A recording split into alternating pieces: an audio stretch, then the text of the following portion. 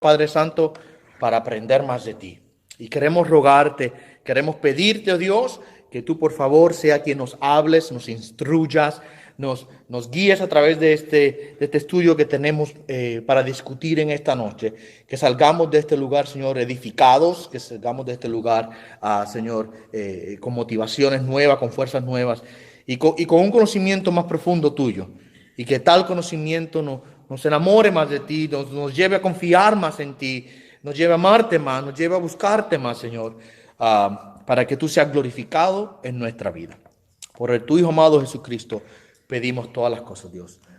Oramos, amén y amén.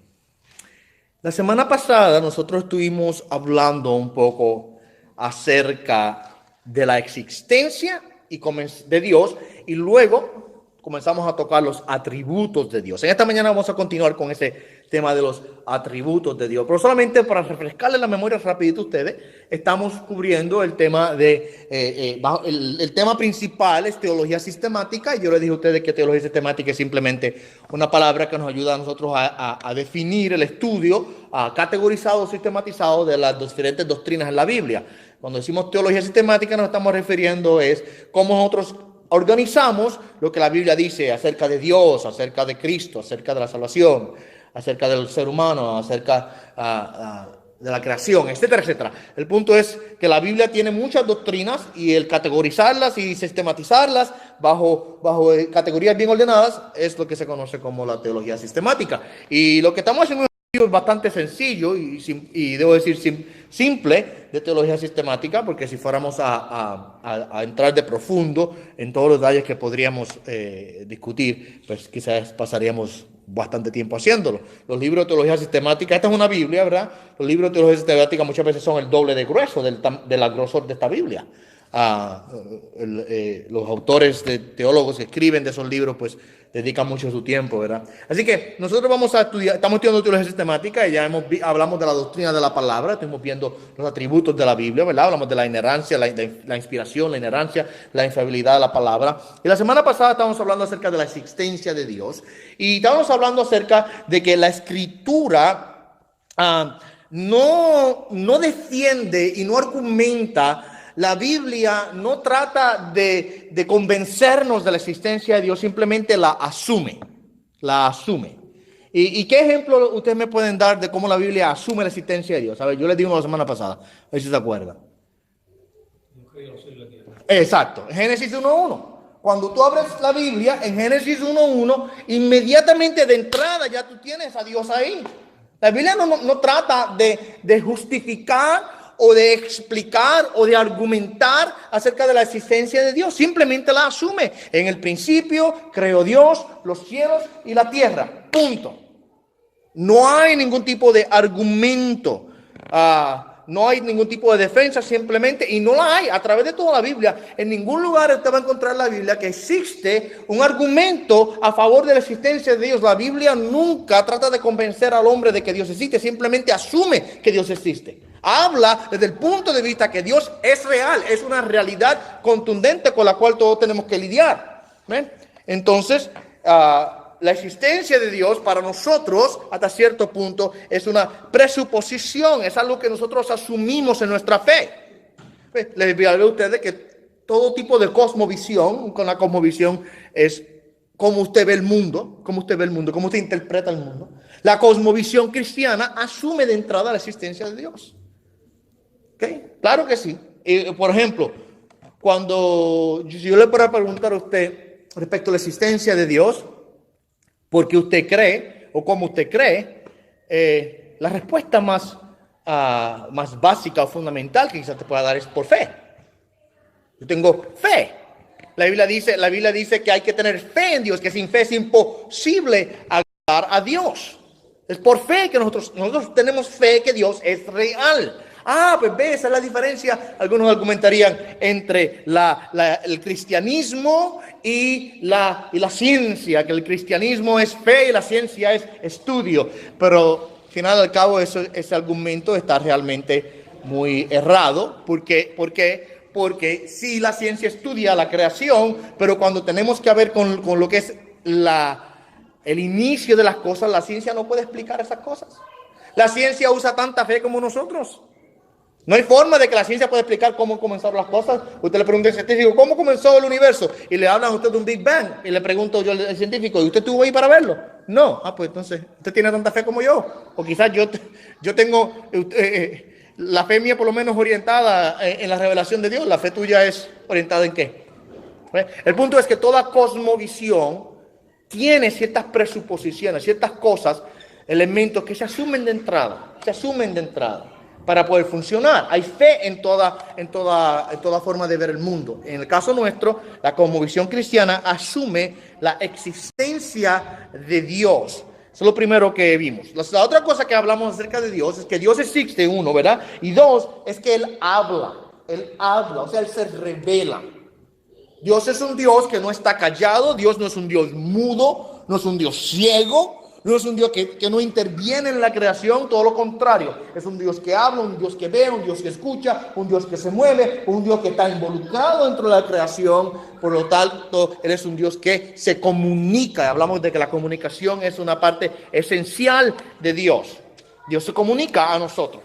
Y Dios se ha comunicado a nosotros, por supuesto, de manera general en la creación, ¿verdad? Lo hemos visto, ya lo estuvimos viendo de manera general a través del orden creado. Nosotros vemos como Dios, en la maravilla, la gloria de la creación, Dios se revela. Pero a la misma vez, Dios se revela de manera escrita, se revela a Dios de manera especial a través de su palabra. Y estuvimos hablando de que esa es la revelación proposicional de Dios. Dios se ha revelado proposicionalmente a través del contenido de la Biblia, ¿verdad? Pero no solamente eso, también Dios se ha revelado de manera personal a través de ¿quién? ¿De quién?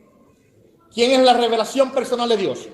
Jesucristo es la revelación personal de Dios. Él es el verbo, dice la escritura, hecho carne. Se recuerdan allá en el libro de Juan capítulo 1 y dice que el verbo se hizo carne, se habitó entre nosotros, y Juan dice, y vimos su gloria, ¿verdad? O sea que hubo una encarnación personal de Dios en medio nuestro, y Jesucristo, por así decirlo, es la revelación final y más completa de Dios para el hombre. Pero no solamente eso, Dios también se revela a nuestras vidas de manera salvífica a través del Espíritu Santo. Al final y al cabo, nosotros sabemos que la palabra de Dios es verdad, y confiamos en lo que la palabra nos dice, y confiamos que Cristo es el Hijo de Dios, y creemos que Él es el verbo que hizo carne, que murió en la cruz por nuestros pecados, que resucitó en el día, y que está en la diestra del Padre, y que ha prometido regresar. Creemos esas cosas, no porque somos más inteligentes que los demás, no porque tenemos más sabiduría, ni porque somos más especiales. Creemos en esas cosas porque simple y sencillamente nosotros hemos sido salvos a través del poder de Dios. El Espíritu Santo en nuestros corazones es quien, final al cabo, sigue esas verdades en nosotros, ¿verdad? Así que Dios se comunica generalmente a través de la creación, proposicionalmente a través de la palabra, personalmente en la persona de Jesucristo, y salvíficamente Dios habla a nosotros a través de la obra de su Santo Espíritu. ¿Okay? Ahora, la semana pasada estuvimos hablando también acerca de los atributos de Dios. Los atributos de Dios. Atributos son características, cosas que lo definen a Él. ¿Cómo es Dios? Bien le dije a ustedes de que la creación nos habla acerca de que hay un Dios. La creación dice, hay un Dios. La creación grita. A toda voz la creación canta. Cada vez que un pajarito se planta en tu ventana. La creación está cantándote, diciéndote, hay un Dios. Mas, sin embargo, esa creación no nos da muchos detalles respecto a quién es ese Dios. Sí, nos da algunos atributos, se nos revela algunos atributos, como su poder. Si hay poder en la creación, tiene que ser un Dios poderoso. Como su inteligencia, si es un Dios, si hay inteligencia en la creación, tiene que haber inteligencia en el Dios que la creó, etcétera, etcétera. Pero lo que es personal de Dios, los atributos bien personales de Dios, íntimos de Él, que lo distinguen, la creación no nos habla de eso. Necesitamos una revelación especial de Dios para poder conocer esas cosas. Estuvimos viendo la semana pasada entonces que Dios es un Dios independiente. Es uno de los atributos que vimos. Dios es un Dios independiente. Independiente quiere decir que Él no depende de nadie. ¿Ok? Él es autosuficiente y es total y completamente autónomo. Tú y yo no.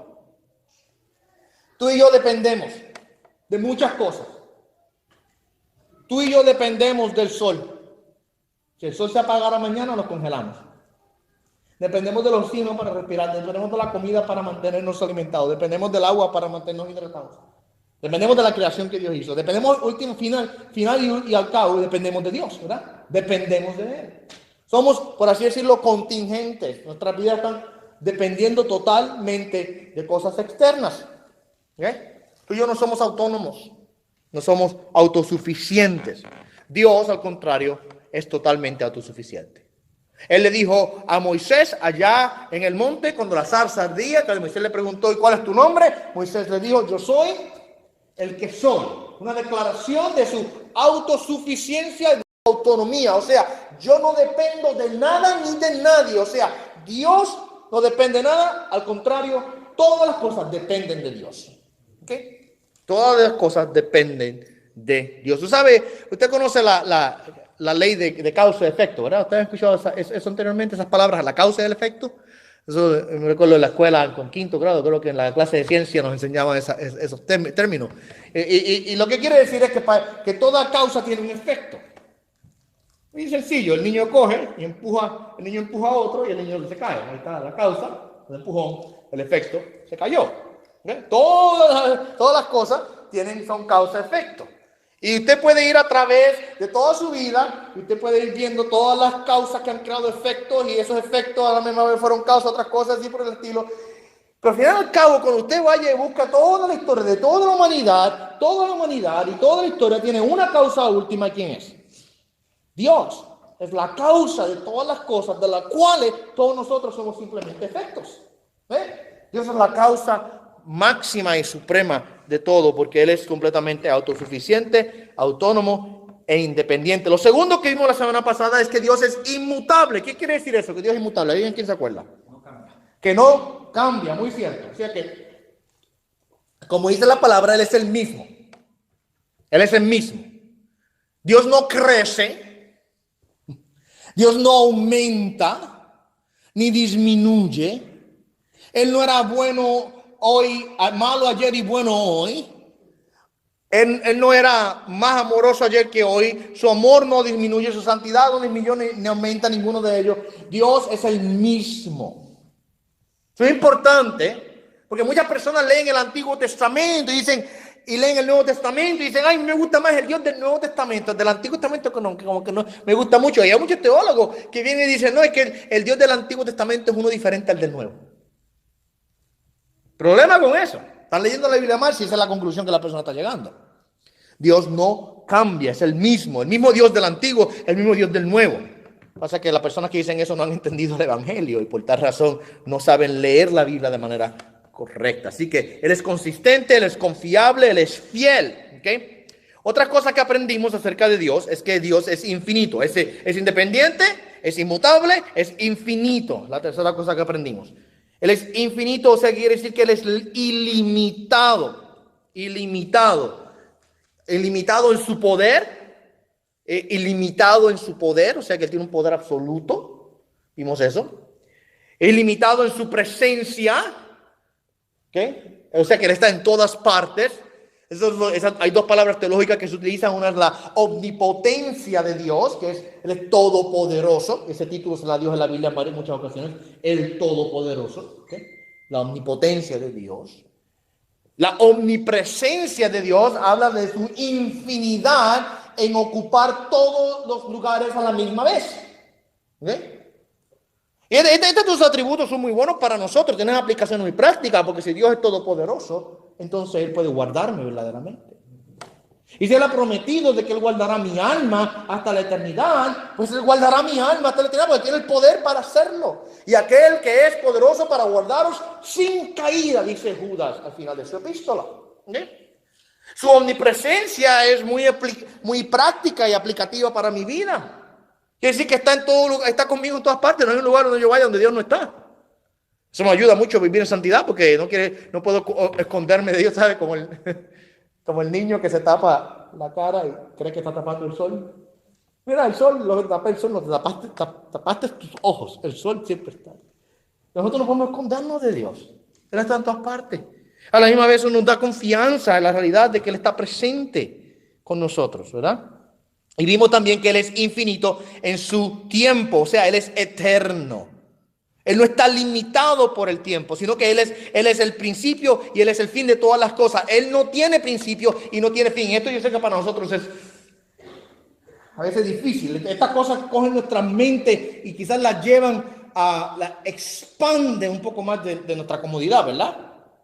Por eso que los niños, especialmente los pequeños, cuando comienzan a entender a Dios, se les hace difícil comprenderlo. Mi nene me preguntaba, papi, ¿quién creó a Dios? Y yo, pues nadie creó a Dios, Dios siempre ha existido. No, pero es que alguien tuvo que crear a Dios. Y yo le explico a ustedes, ¿verdad? Mi respuesta de eso.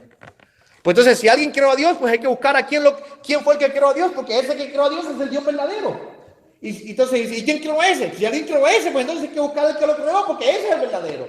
Y si alguien creó ese, y luego usted sabe lo que pasa, ¿verdad? No termina la cadena.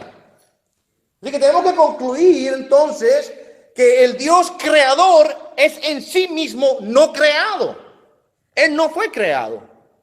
Él no tiene principio. Porque si tuvo principio, es un problema grave. Tuvo principio, entonces buscar cómo fue que él vino a existir y entonces lo que lo provocó él, la existencia de él, entonces sería el verdadero Dios. Y una vez más se crea una cadena infinita sin límite. Sé que Dios no tiene principio ni tampoco tiene fin. Esa es la esencia de ser eterno. Dios nos ha prometido a nosotros vida eterna, ¿verdad? El que dice que cree en Cristo Jesús tendrá vida eterna. Y vida eterna en el sentido de que viviremos para siempre con Él. Pero en naturaleza y en esencia nosotros no somos eternos como Dios. Porque Dios nunca comenzó y nunca terminará. Nosotros tuvimos un inicio. Aunque en Cristo Jesús hemos recibido la promesa de vida eterna para vivir siempre con el Señor y nuestra vida nunca terminará. La verdad es que sabemos muy bien que tuvimos un comienzo, ¿verdad? Hubo un inicio a Josué. Josué comenzó en un momento. ¿Sí? Así que Dios es infinito en todos los aspectos, ¿verdad? Yo no sé si usted se ha puesto a pensar en lo maravilloso y lo dichoso que nosotros somos de conocer a Dios. Y ahora voy a entrar al estudio esta noche. Lo hermoso, la dicha de que nosotros tenemos de que podemos conocer a Dios. ¿Okay?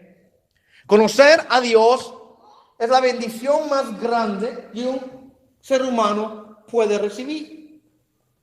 El poder saber acerca de Él y tener una relación íntima con Él es realmente una alegría para nosotros y para nuestras vidas. ¿Okay? ¿Sabe qué? La teología, la discusión acerca de la existencia, la majestad y la gloria de Dios y su plan para nosotros, no es ¿cómo se dice? Algo abstracto, no es algo lejano o separado, frío de nosotros. No es como estudiar matemáticas, 2 más 2 es 4, 4 más 4 es 8, 8 más 8 es 16, ¿verdad? No es frío y separado.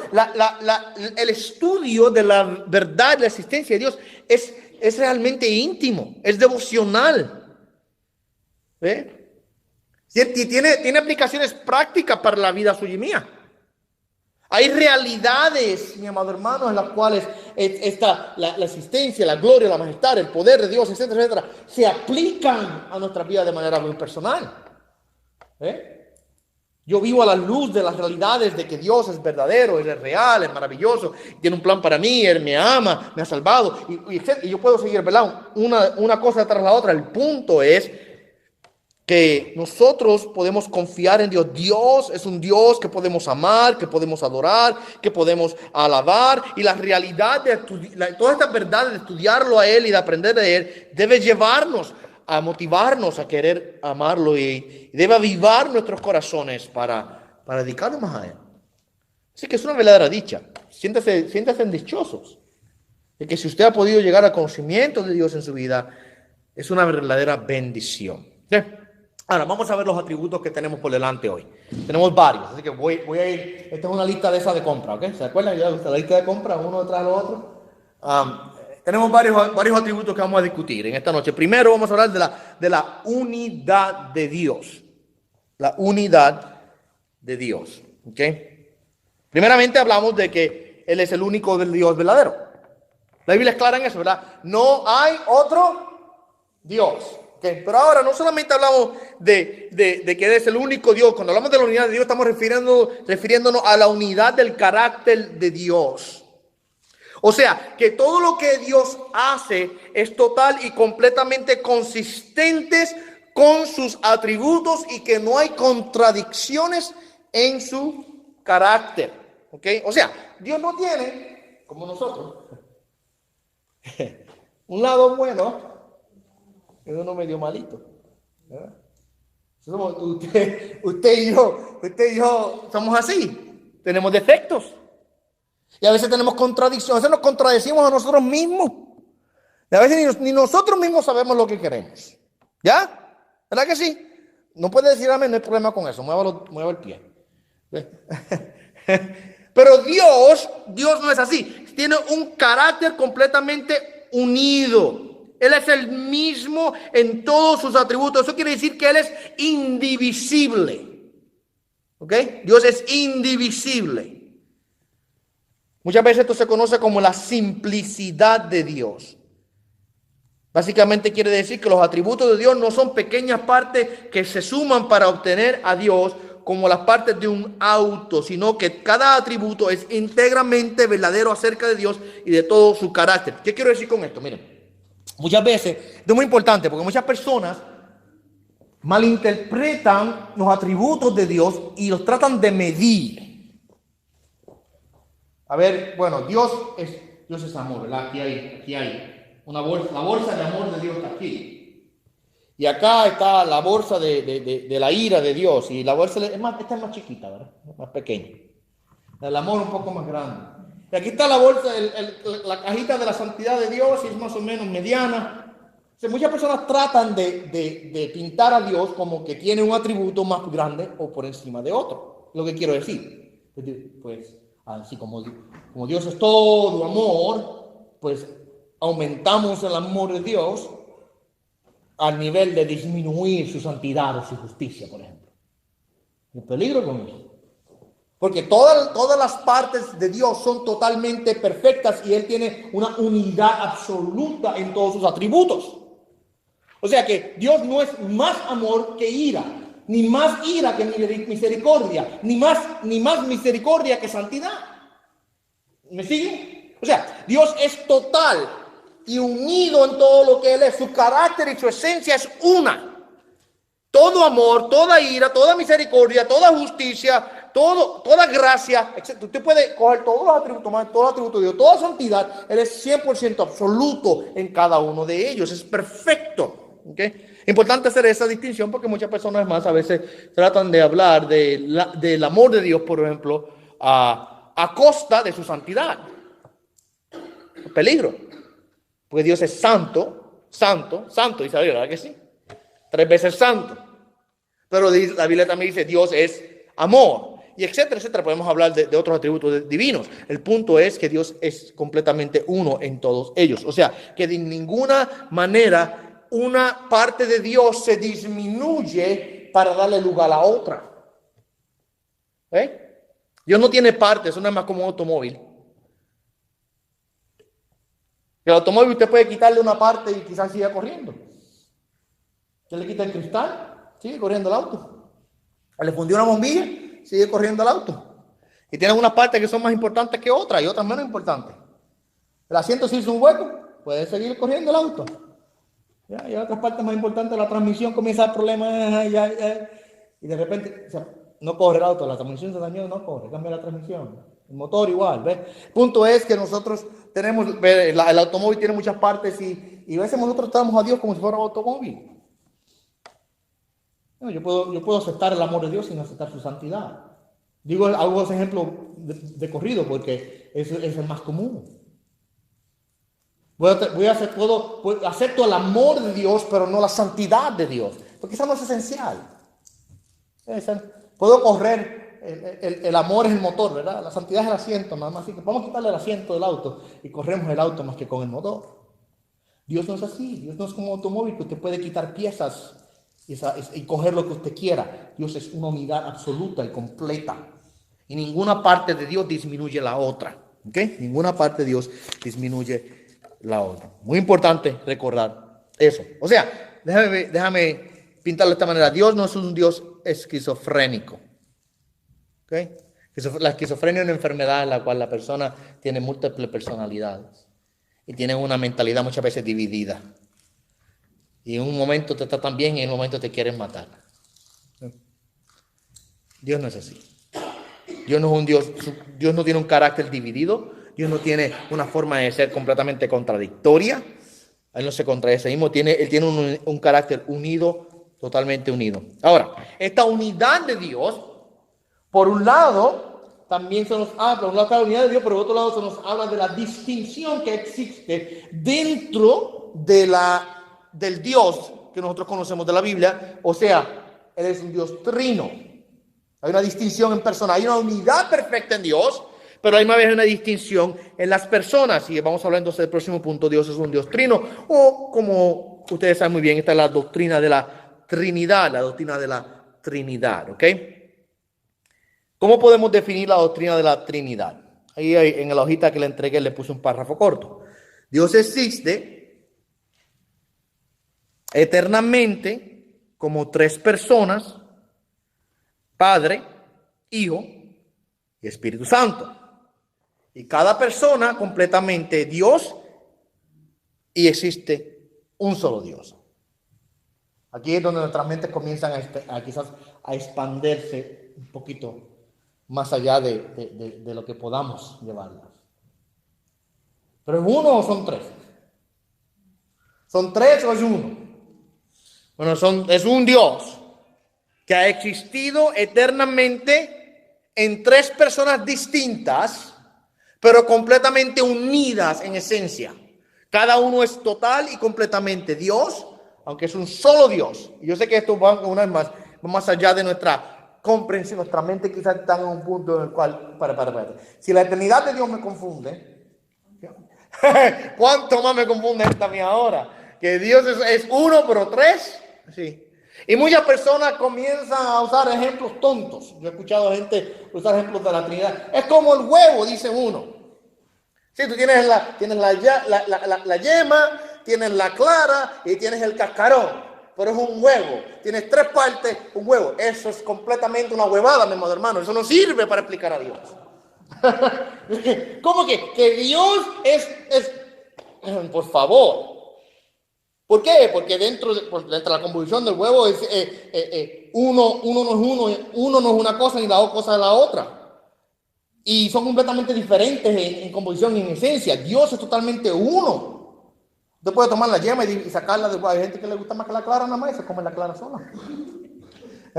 Entonces, yo entiendo que el punto es que es muy simplista esa explicación, realmente.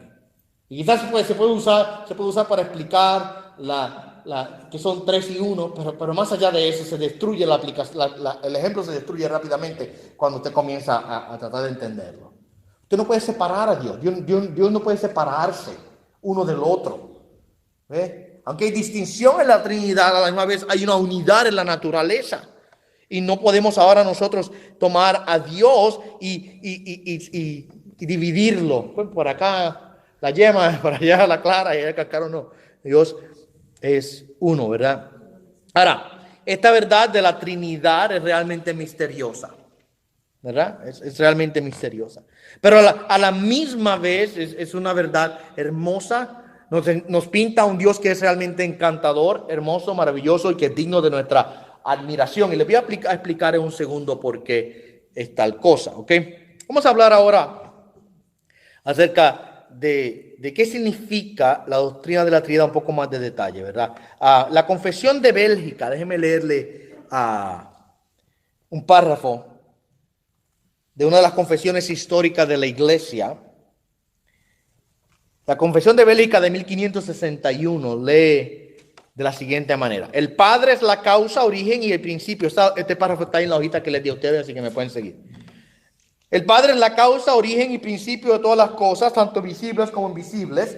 El Hijo es el verbo, sabiduría y la imagen del Padre. El Espíritu Santo es el eterno poder y potencia, procediendo del Padre y del Hijo. De tal manera, sin embargo, que esta distinción no hace que Dios sea dividido en tres, ya que la Sagrada Escritura nos enseña que el Padre y el Hijo y el Espíritu Santo, cada uno tiene su independencia distinta por atributos, de tal manera, no obstante, que estas tres personas son un solo Dios. Estas personas están distintas, no están divididas ni tampoco mezcladas entre sí. Interesante que hay realmente una distinción entre ellas, pero a la misma vez la Escritura nos habla que hay una unidad perfecta y absoluta. Ahora, yo soy honesto con ustedes, de que la doctrina de la Trinidad es una de las doctrinas que muchas veces nos va a llevar intelectualmente a nuestros límites.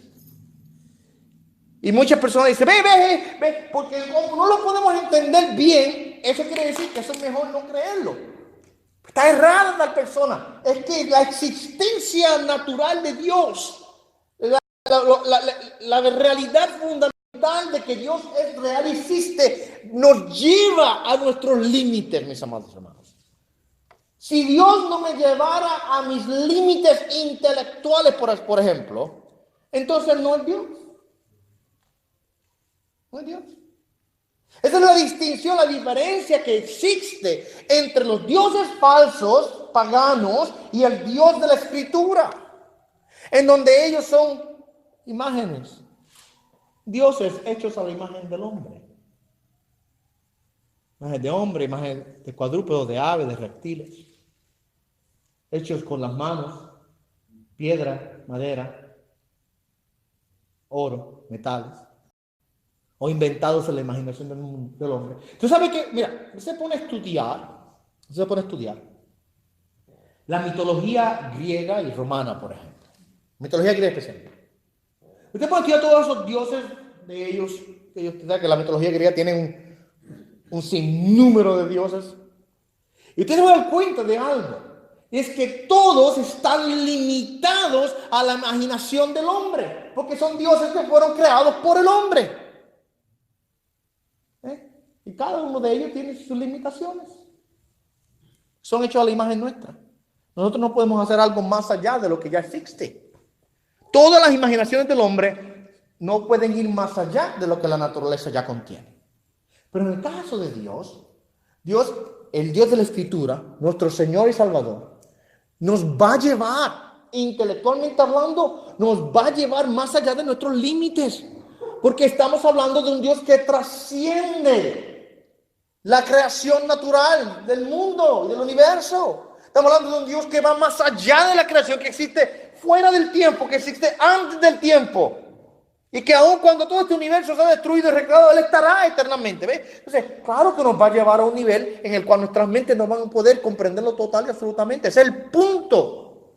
Pablo, por ejemplo, allá en el capítulo número 11 de Romanos, habla de esa realidad, de cuán increíble y majestuoso es Dios y cómo es tan difícil y profundo poder comprender la realidad de Dios. Así que la eternidad de Dios va a llevar tu intelecto a un nivel, a un punto en el cual quizás tú digas, wow, mi mente no puede comprender la realidad de la eternidad absoluta de Dios. Hablando de la Trinidad, por ejemplo, es el mismo caso. ¿Ok? El mismo caso. Dios es un Dios uno, totalmente unido, que existen tres personas distintas y que se complementan y que comparten una naturaleza absoluta. Y aunque no lo pueda comprender cómo es que tres es uno y uno es tres, porque para nosotros nuestra lógica no funciona tal cosa, una vez más, Dios es un Dios que va más allá, mis amados hermanos, de nuestro entendimiento. ¿Ok? Nuestro entendimiento. ¿Ok? Ahora, ¿qué enseña la Biblia acerca de la doctrina de la Trinidad? ¿Qué nos dice la Biblia específicamente acerca de la doctrina de la Trinidad? Bueno, alguien le va a decir a usted, y los hay, pero la palabra Trinidad no está en la Biblia. ¿Qué usted le dice a una persona que le diga tal cosa? Vamos a ver. ¿Va a venir? Gente que no cree en la Trinidad, por ejemplo, los testigos de Jehová no creen en la Trinidad, no creen en la doctrina de la Trinidad. no creen que Jesús es Dios. ¿Okay? No creen que Jesús es Dios, creen que Jesús es un ser creado. Y no creen en el Espíritu Santo como una persona, sino que es una fuerza que viene de Dios, nada más. Ellos no hacen distinción en las personas de la Trinidad. Y vamos a ir donde usted le van a decir, pero la palabra Trinidad no está en la Biblia. ¿Cómo usted resuelve eso? Y le están diciendo una verdad, la palabra Trinidad no está en la Biblia. ¿Qué aumentan? 3, 2, 1, voy. No está en la Biblia, tienes razón. Pero la doctrina, la palabra Trinidad no está en la Biblia, pero es una palabra útil para nosotros, una palabra que tiene utilidad. Hay palabras que no están en la Biblia, que nosotros las usamos para definir y describir a Dios. Eso no quiere decir, porque la palabra no está usada en la Biblia, no quiere decir que no tiene utilidad para nosotros, para poder definir a Dios. ¿Ok? Importante nada más eso. Ahora, si la doctrina de la Trinidad en la Biblia está claramente, pues la podemos ver en diferentes lugares. El primero que habló acerca de esta doctrina y le dio este nombre fue Tertuliano.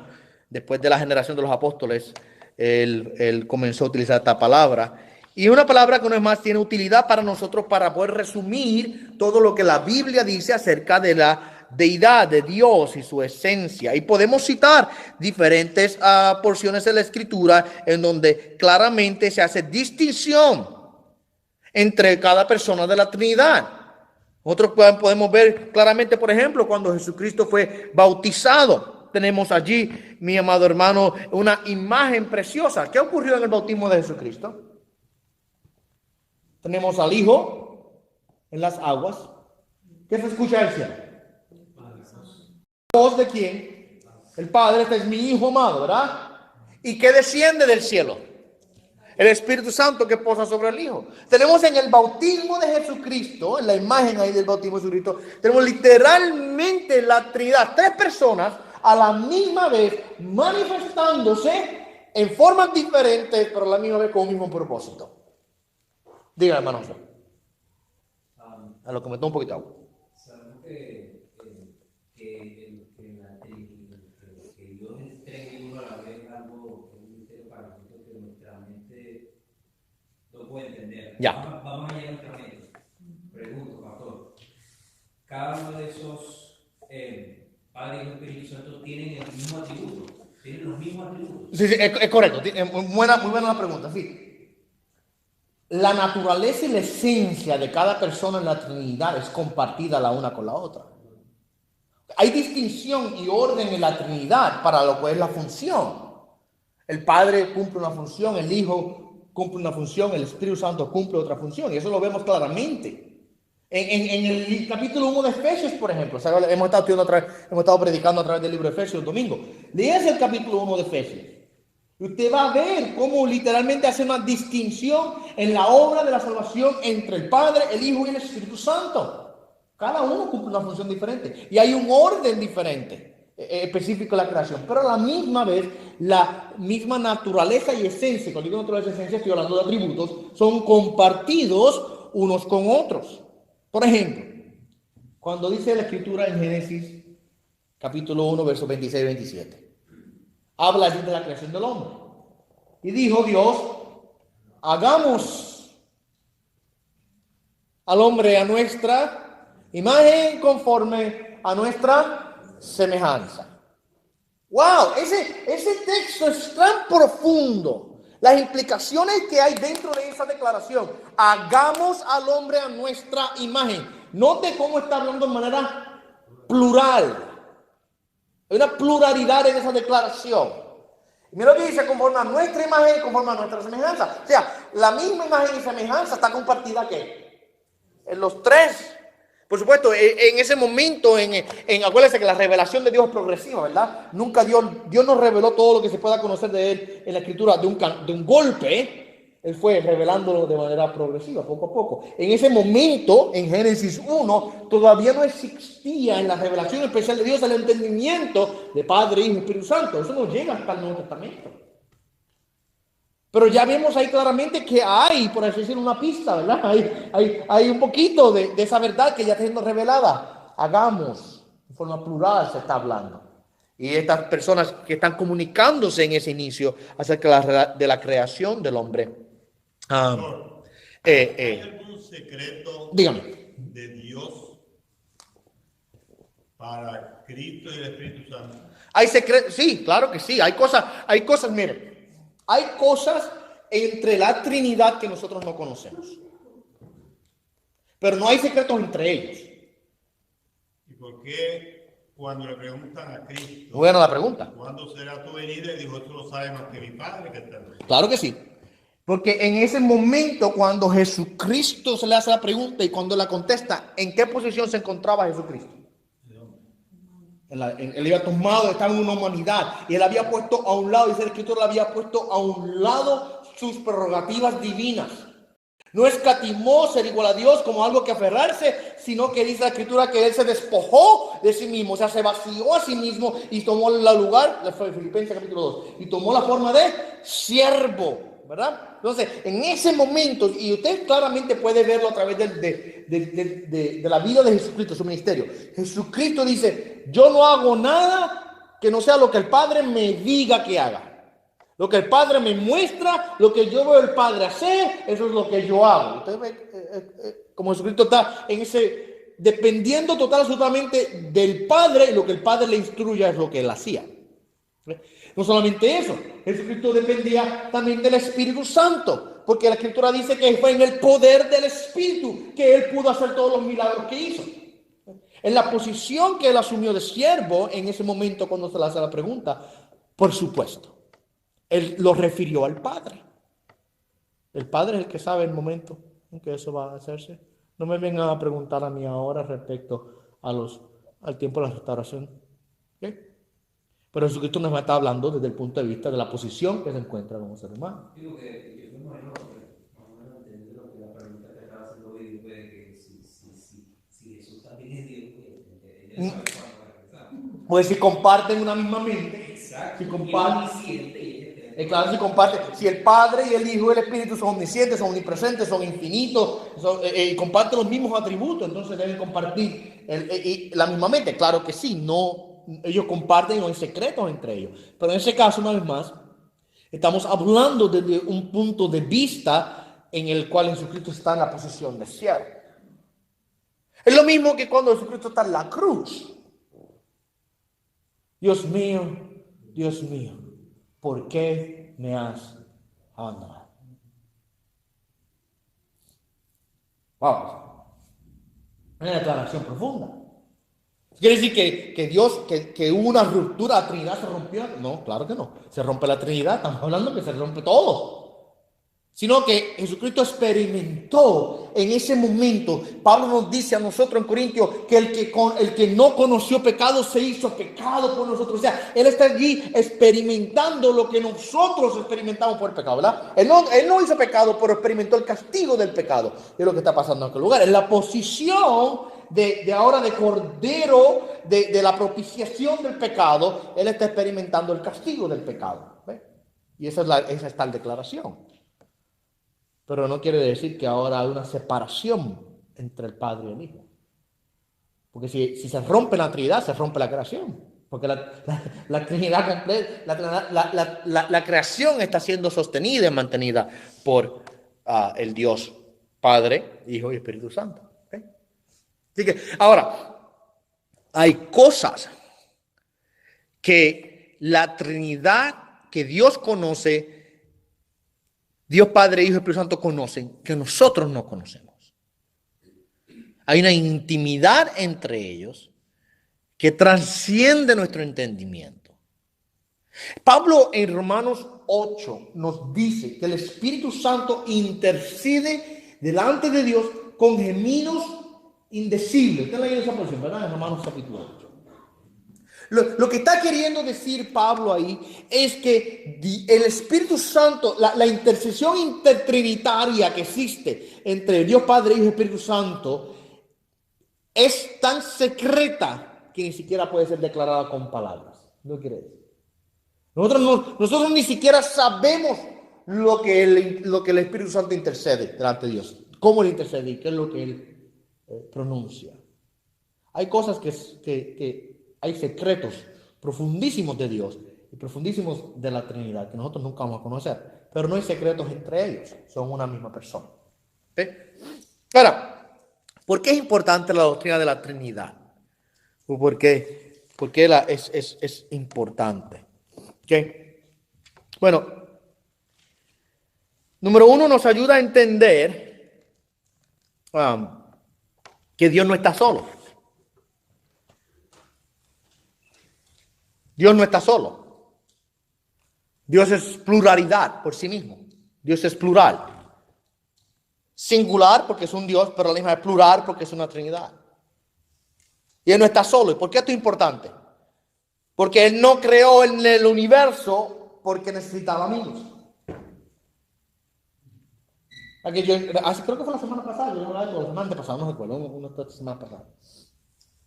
Yo les hablaba a ustedes de que una ocasión yo escucho a una persona, a un predicador, hablarle a un grupo grandísimo de jóvenes y le decía que Dios nos creó a nosotros porque Él necesitaba tener comunión con nosotros.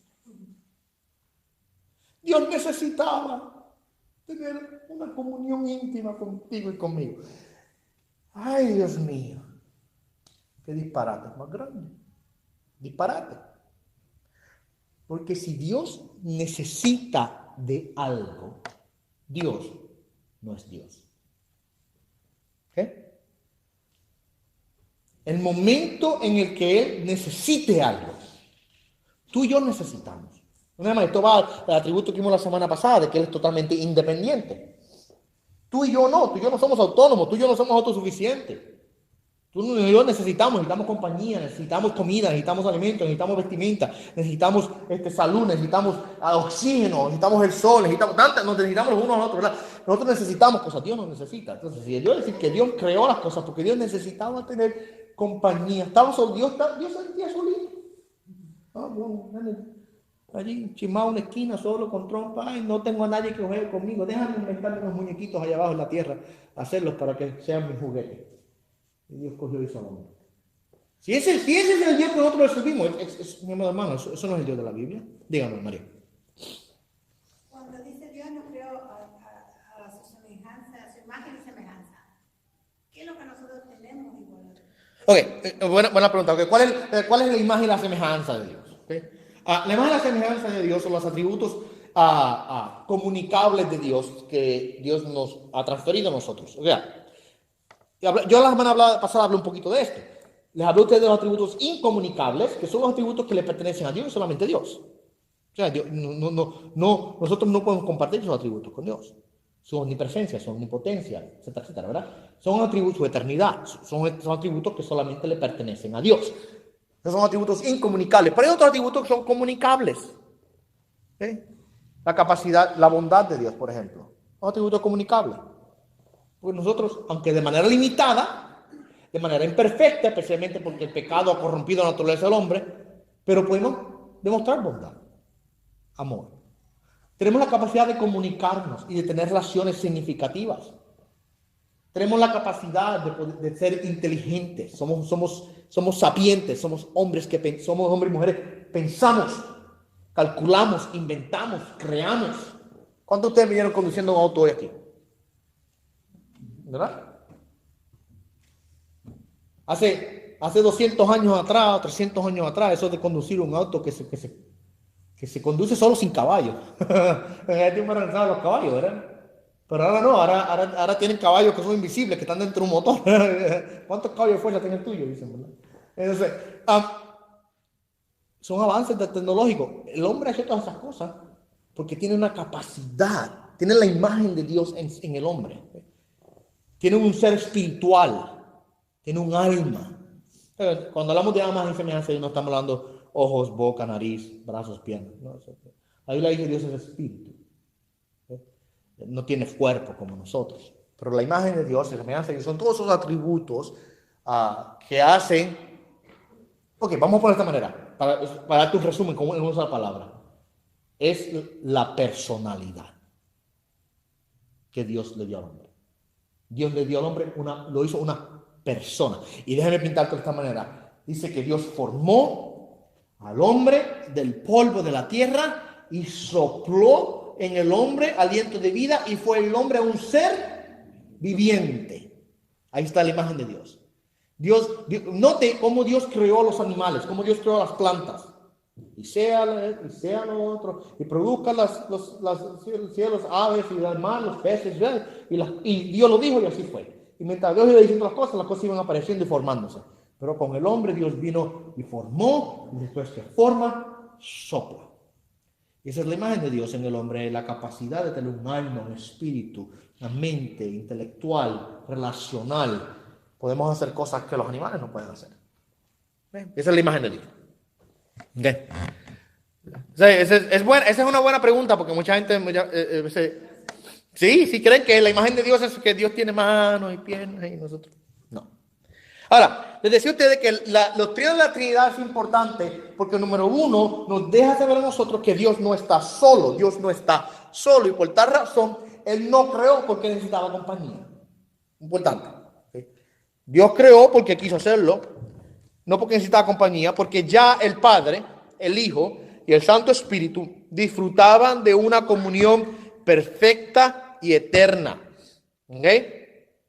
Dios no necesitaba crearnos a nosotros tampoco para ser un Dios amoroso. Número dos, Dios no nos creó porque necesitaba compañía, ni tampoco nos creó para poder demostrar amor, porque ya Dios en la esencia de la Trinidad tenía un amor perfecto que era gozado por cada miembro de la Trinidad. O sea, el Padre, el Hijo y el Espíritu Santo se aman eternamente. ¿Entienden eso? Hay un amor absoluto y perfecto en la Trinidad. Dios nos creó porque necesitaba amar a alguien. No, Dios ya se amaba entre sí mismo. Un amor santo y perfecto y eterno, completo en la Trinidad. ¿Ok? Dios no nos creó a nosotros para poder amar a alguien. Dios ha sido eternamente amoroso. ¿Ok? Eternamente un Dios de amor. Por ejemplo, para darle una distinción a ustedes, un contraste, en el Islam, en la religión musulmana, Alá es el Dios de los musulmanes. Ellos no creen que Alá es la versión de Dios de ellos, no es como la nuestra. La persona dice, no, que el Dios de los musulmanes es el mismo de los judíos y de los cristianos. No, no es el mismo, son completamente opuestos, totalmente opuestos. Que ellos digan es el mismo es otra cosa, pero que lo sean en realidad no, son totalmente opuestos. En el caso de ellos, el Dios de ellos, Alá, es un Dios singular. Es decir, Él es uno nada más en el sentido de que no hay tres personas, no hay trinidad en la definición de su Dios. Y tal caso, entonces, Alá no puede ser un Dios eternamente amoroso porque en todo el tiempo pasado antes de la creación, Él nunca tuvo a alguien a quien amar. Pero en el caso del Dios nuestro revelado en nuestra Escritura, nos enseña que es Padre, Hijo y Espíritu Santo y que gozan de una comunión y un amor perfecto aún antes de la creación. O sea, que Dios siempre ha sido un Dios amoroso. ¿Ok? En el caso de Alá, Él necesitaría de la creación para poder demostrar amor. En el caso de nuestro Dios, nuestro Señor, Él no necesita de la creación para demostrar amor, porque ya en su unidad perfecta en la Trinidad, Él demuestra amor. ¿Ven cómo la Trinidad aún valida los atributos de Dios y su total autodependencia y autonomía? Aún en este aspecto de la compañía, la comunión y el amor que existe entre la Trinidad misma. ¿Ok? Importante. Ahora, vamos a saltar un poco, vamos a ir, que ya el tiempo se me está acabando y no voy a poder terminarlo hoy todo, así que voy a cubrir quizás un punto más o dos puntos más y ahí cerramos. Y la semana que viene, lo bueno es que siempre hay otra semana, ¿verdad? Y podemos la semana que viene continuar. Vamos a hablar un poquito acerca de la omnisciencia de Dios, la omnisciencia de Dios. ¿Quién sabe decirme lo que la palabra omnisciencia quiere decir? Todo lo sabe, todo lo conoce. ¿Ok? O sea que Dios sabe todas las cosas. El pasado, presente, el futuro. ¿Ok? ¿Ok? Dios conoce todas las cosas que han de ocurrir y cómo es que han de ocurrir. ¿Ok? El conocimiento de Dios no es como el nuestro. ¿Cómo nosotros conocemos? ¿Cómo nosotros conocemos? Bien, ajá, muy bien, bien dicho. Observando, viendo. Nosotros miramos, observamos, vemos y comencemos. Nosotros tocamos, nosotros gustamos, nosotros olemos, ¿verdad? A través de nuestros sentidos, utilizamos los sentidos y mientras utilizamos los sentidos podemos aprender y conocer. El conocimiento de Dios no es así, ¿ok? Él conoce todos los actos antes de que los hagamos. Dios no tiene que ver nada, ni tocar nada, ni oler nada para conocerlo. Es un conocimiento absoluto. Dice el salmista que aún no está la palabra en mi boca y aquí ya tú la sabes. Todas. No ni abierto la boca todavía y Dios sabe lo que va a hacer. Ya Dios conoce lo que va a salir por mi boca antes de que yo lo diga. ¿Ok? Dios sabe cuándo nací. Dios me conoce desde el momento en que fui creado en el vientre de mi madre. ¿Okay? Él sabe cuándo voy a morir, porque Él ya tiene mis días contados. Y yo sé que todo es difícil, porque hay una intersección aquí entre la independencia del hombre y la soberanía de Dios, que es muy difícil de comprender. ¿Qué quiero decir con eso? Si Dios ya tiene mis días contados, ¿qué es de la persona que se tiró del edificio y se mató? Hay una intersección aquí de la soberanía y la independencia de Dios y la independencia del hombre, la cual yo honestamente creo que no se resuelve aquí en la tierra, se resuelve en la eternidad. Quiere decir con esto que a través de nuestra estadía aquí en la tierra y a través de las páginas de la Escritura, usted puede ver constantemente cómo la soberanía de Dios siempre va paralela al lado de la independencia del hombre. Y el hombre es responsable, quiere decir que el hombre es responsable por todas sus acciones. Porque Dios es soberano, no quiere decir, pues Dios es soberano, pues no sé. Ya Dios es el que hace y dice. Yo no tengo por qué me va a culpar a mí. El hombre siempre es responsable por sus acciones, mas sin embargo Dios siempre es soberano sobre ellas. ¿Y cómo eso se mezcla? Esperemos a llegar al cielo y entonces ya Dios nos explicará cómo esas dos cosas se pueden reconciliar, ¿verdad? Ahora, el punto es que Dios conoce todas las cosas. ¿Sabe qué? Dios es la peor persona para sorprender. Dios no puede ser sorprendido. Las sorpresas nos estremecen a nosotros, pero a Dios no. Cuando te coge una sorpresa, una fiesta de cumpleaños, una sorpresa que tú ni tenías, aunque hoy día es difícil, porque antes yo creo que era más fácil. Cuando no había muchos celulares, ni Facebook, ni Twitter, ni nada de esas cosas. Como que era más fácil sorprender a la gente. Hoy día, no sé, como que ya yo sé que viene algo. Pero el punto es, nosotros nos sorprendemos. Sean malas o sean buenas noticias, nos toman de sorpresa. Las malas noticias nos entristecen. Y decimos, no me salió como quería. Las buenas noticias nos alegran y dicen, qué bueno, va por buen camino el asunto. Pero con Dios tal cosa no existe. ¿Ok? No hay nada que el hombre pueda hacer para sorprender a Dios. Imposible sorprender a Dios. Es imposible sorprender a una persona que conoce todas las cosas. ¿Ok?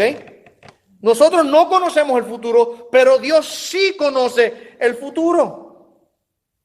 Conoce todo. ¿Ok?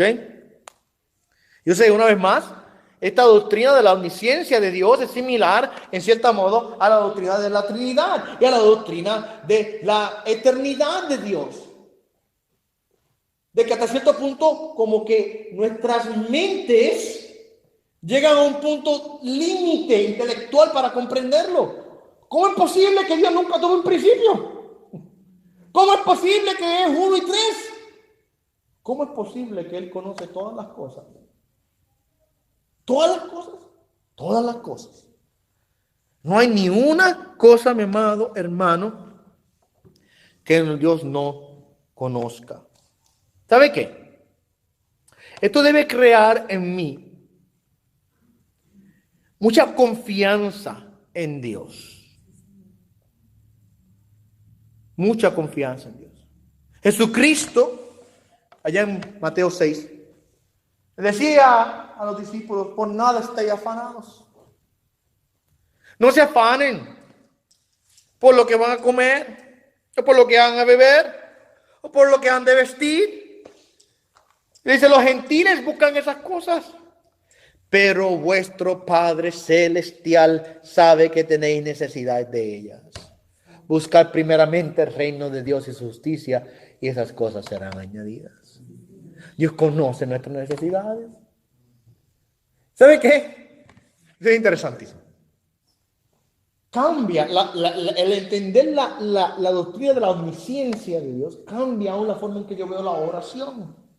¿Por qué? Porque ahora cuando yo vengo a orar a Dios, no es que yo estoy informándole de algo que Él no conoce. Señor, vengo a contarte una historia. Deja que te enteres lo que pasó hoy. Cuando te la cuente.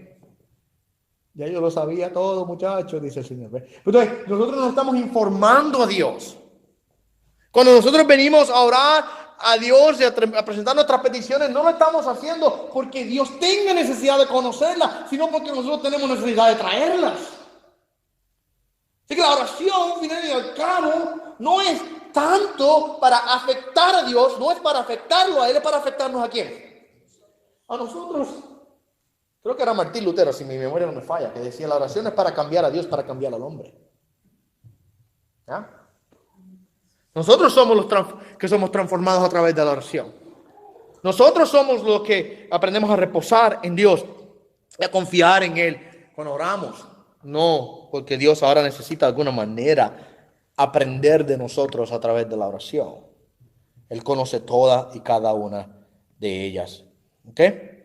Ahora, la omnisciencia de Dios tiene un efecto santificador muy grande. El primer ejemplo. Dios lo sabe todo. De mí. Dios sabe todo de mí. El niño va y coge la galleta que no estaba supuesto a comer. Y se va corriendo y se esconde debajo de la mesa. Porque aquí mamá no me ve, o papá no me ve, y me como la galleta en secreto. Y quizás no se da cuenta mamá, y quizás no se da cuenta papá. A veces quizás el niño no fue muy listo que digamos, dejó las migajas en el piso, y luego cuando mamá viene con la escoba, adiós, ¿qué pasó aquí? ¿Verdad? Quizás, pero el niño piensa que quizás puede ocultar algo, y quizás muchas veces son muy buenos haciéndolo. Nosotros nos ocultamos cosas los unos de los otros. Ay, no me vio nada. Pero la realidad es que con Dios eso no ocurre. ¿Acaso podremos nosotros escondernos debajo de la mesa de Dios y comernos las galletas sin que Él se dé cuenta? ¿Acaso podremos hacer tal cosa? Imposible burlarnos de Él porque Él sabe y conoce todas las cosas.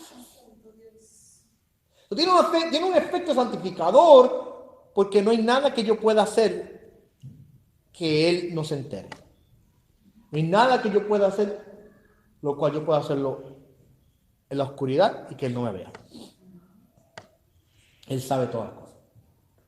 Lo segundo, tiene un efecto motivador también. Porque Él, sabiendo todas las cosas de mí, todavía me ama. Deja que esa entre a su cabeza por un segundo. Deja que eso entre a su corazón por un segundo. Conociendo todas las cosas de mí, tú todavía me amas. ¿Ves? Todo lo malo, todos los pensamientos malos que yo he tenido en mi vida, todas las acciones negativas, malas que yo he hecho, todos los pecados que yo he cometido, todas las mentiras que yo he dicho, todos los engaños que he hecho, todos los pensamientos impuros que he tenido, todas las veces que me he enojado y me he airado de manera pecaminosa, todas las veces que todo a través de mi vida, todo lo que yo he hecho, Dios lo conoce. Y que me ame. A pesar de todas esas cosas. Wow. Tiene un efecto motivador grandísimo en nuestros corazones, ¿verdad que sí? ¿Verdad que sí? Amén. Qué bueno eso. Vamos a dejarlo hasta aquí esta noche porque el tiempo, me quedé en el número 3. Me quedan 5 puntos más a cubrir y lamentablemente si sigo, a lo mejor otra hora más aquí estudiando. Pero vamos a darle, no sé si alguna pregunta, alguna duda, algo que a alguien se le quedó, que yo fui muy rápido y quizás no expliqué bien. Dígame ahora, dígame hermano Víctor. Mientras Cristo fue hombre, Ajá. 100% hombre, 100% Dios, Ya. ¿perdió algunos atributos? No, mira, él tomó voluntariamente la posición de siervo y se limitó en esa posición de siervo por estar en ese aspecto de su humanidad, pero no perdió su divinidad, ¿ok? No perdió su divinidad en ese aspecto. Él estuvo en una divinidad total y absoluta. No dejó de ser Dios, pero sí limitó, por así decirlo, ciertas expresiones de su gloria. La gloria de Cristo fue velada, vamos a ponerlo de esta manera, la gloria de Cristo fue velada por su humanidad. Y allá en el monte, por ejemplo, el monte de la transfiguración, ¿se recuerdan cuando se transfiguró? Dice que comenzó y brilló y todas esas cosas. Lo que hubo allí fue, por así decirlo, un quitar de ese velo de la humanidad para poder demostrar su divinidad. Entonces, lo que terminó pasando es que su esencia divina se vio velada por la carne y él voluntariamente se somete ahora a la voluntad del Padre y toma una posición de siervo, pero que él dejó de ser Dios en el sentido de que abandonó su divinidad. Pues no, porque si hubiese él abandonado su divinidad, pues entonces él no hubiese podido redimirnos. No puede haber sido el Cordero de Dios, porque para ser el Cordero de Dios tenía que ser tanto Dios como hombre. Tenía que, para él poder negociar el contrato legal entre Dios y nosotros, de poder reconciliarnos con Dios, tenía que poder representar perfectamente tanto al hombre como a Dios. Y por eso es que tuvo que ser el Dios hombre, para entonces poder ofrecer una reconciliación perfecta entre nosotros y Dios. Así que él siempre fue Dios, él no abandonó su posición de Dios, pero asumió voluntariamente y veló voluntariamente sus atributos y su divinidad. Y tomó durante el tiempo que estuvo aquí esa posición de siervo. Y debo decir algo más. Miren, aquí es el misterio de la encarnación, en que aún hoy día, de manera perfecta, esta es la encarnación, de la manera perfecta, en la persona de Jesús, nosotros tenemos la unión de la totalidad de un hombre y la totalidad de Dios. Él es totalmente Dios y totalmente hombre, unidos en esta perfecta persona. Y esto lo vamos a hablar más adelante cuando lleguemos a discutir el tema acerca de la persona de Cristo. Si usted mira la hojita, la parte de atrás de su hojita, la semana 10, dice semana 10 y semana 11, vamos a hablar de Cristología. Cristología bíblica parte 1 y Cristología bíblica parte 2. Cuando hablamos de Cristología, estamos hablando de la persona de Jesucristo. ¿Quién es Jesús, verdad? Entonces, ahí vamos a discutir un poquito con más detalle ese aspecto de lo que quiere decir la encarnación y qué quiere decir eso que él se despojó de sí mismo, etcétera, etcétera. Quiere decir que al ser hombre no usó los atributos que tenía de Dios, no usó. Oh, por supuesto, él los usó, claro que sí. Los manifestó, por ejemplo, para darte un ejemplo, allá en el capítulo número 2 del Evangelio de Juan, verso 23, si no me equivoco. Verso 25, perdón. Verso 24 y 25. Dice, pero Jesús por su parte no se confiaba de ellos porque conocía a todos y no tenía necesidad de que nadie le diera testimonio del hombre, pues él sabía lo que había en el hombre. Y en otras ocasiones vemos a Jesucristo que dice, y él conociendo los pensamientos de ellos, les dijo, ¿verdad? O sea, vemos los atributos divinos siendo manifestados en la persona de Jesucristo. Que su gloria fue velada, que su gloria fue cubierta. Pues claro, pero que su divinidad estaba aún presente. Una vez más, en Jesucristo tenemos el milagro de la encarnación, es la unión perfecta de la naturaleza divina y la naturaleza humana. Es algo que una vez más va a tomar nuestra mente y la va a llevar a unos límites que vamos a decir, wow, me quedo sorprendido, ¿verdad? Y debe ser así. El estudio de Dios debe tomar nuestro intelecto y retarlo. Si no lo hace, entonces no estamos viendo al Dios de la Biblia. ¿Alguien más? Meredith. Hay una parte donde dice Jesús, nadie viene al Padre si no es por mí. Sí, Juan capítulo 14. Eso que es verdad. Muchos toman eso, entonces dicen que Jesús es más importante dentro de la Trinidad, ¿tú dices? Ok, entiendo. Bueno, sí, entiendo. Es un error decir que Jesús es más importante que el Padre, por ejemplo. Porque cada uno recibe la misma gloria, la misma veneración, la misma adoración. Son merecedores de toda nuestro mismo servicio. Así que cuando Jesucristo dice nadie viene al Padre si no es por mí, no está hablando tanto de si Él es más importante que el Padre. Lo que Él está hablando ahí es de que Él es la única manera de llegar al Padre. ¿Cómo fue? Pero muchos toman eso como que es más importante que Jesús. Sí, pues más importante que quién, que Dios, tú dices, que el Padre, o más importante que Dios. Sí, claro. Una vez más, si alguien toma esa posición de tomar ese texto de nadie viene al Padre si no es por mí, y lo interpreta de que el texto quiere decir que Jesús es más importante que Dios, pues está interpretándolo mal, porque note cómo Jesús dice nadie viene a dónde, al Padre. ¿Cuál es la meta a través de quién llegamos a través de Jesucristo? ¿A quién llegamos? Llegamos al Padre. Entonces el Padre es la meta final y Jesucristo es el camino, ¿verdad? Entonces así que vemos ahí tanto uno es importante como el otro, porque mientras que el Padre es la meta, es imposible llegar al Padre sino a través de Jesucristo. Así que necesitas para llegar al Padre, tienes que tener al Hijo. Así que el que piense de esa manera, yo creo que está muy errado, porque una vez más, ambos reciben la misma adoración, tienen la misma dignidad, la misma gloria.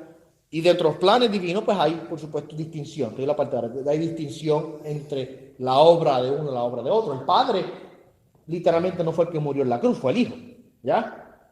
Y el Hijo fue el que fue resucitado el tercer día por el poder del Padre. Ahora vemos distinciones, mas sin embargo, en los propósitos están totalmente unidos y merecen la misma gloria y adoración uno del otro. Dime. Eso tiene que ver con el arrepentimiento y salvación, cuando dice eso, para arrepentirse. Cuando dice nadie viene al Padre si no es por mí, por supuesto, claro, una referencia. Sí, una referencia a la singularidad de Jesucristo como la forma, el método, el camino de salvación, que solamente a través de Jesucristo, nuestra fe en Él y arrepentimiento de nuestros pecados, podemos llegar al Padre. Es correcto, sí, claro. Es una forma quizás fácil y sencilla de explicar lo que el Evangelio es. Cuando nadie viene al Padre no es por Jesucristo, pues, ¿qué es ir a través de Jesucristo? Confiar en Él, confesar nuestros pecados, creer en Él como nuestro Salvador. Que si yo creyere que Él murió por mí, que Dios lo resucitó entre los muertos, este es el día, ¿verdad? Ser salvo. Es creer todas las verdades acerca de Jesucristo. Por ejemplo, es lo mismo que orar en el nombre de Jesús, ¿verdad? Todo lo que pidieras al Padre en mi nombre. Y la gente se cree que ponerle esa estampa, como una estampa que le ponen al final de cada oración, en el nombre de Jesús, en el nombre de Jesús. Y ya mucha gente tiene una fábrica, de ponchadores, nombre de Jesús, en nombre de Jesús, nombre, como si cada vez que usted le pone la estampa en el nombre de Jesús, está garantizado que Dios lo va a contestar. No, el orar en el nombre de Jesús es orar de acuerdo a los atributos, a las características, a la esencia, a la naturaleza, a los planes, a los propósitos de Dios en Jesús. El orar en nombre de Jesús no es ninguna otra cosa que orar de acuerdo a Él, quién es Él. No puedes ponerle ese nombre a Jesús o cualquier cosa y pensar que Dios la va a contestar. ¿A ver? Bueno, vamos entonces a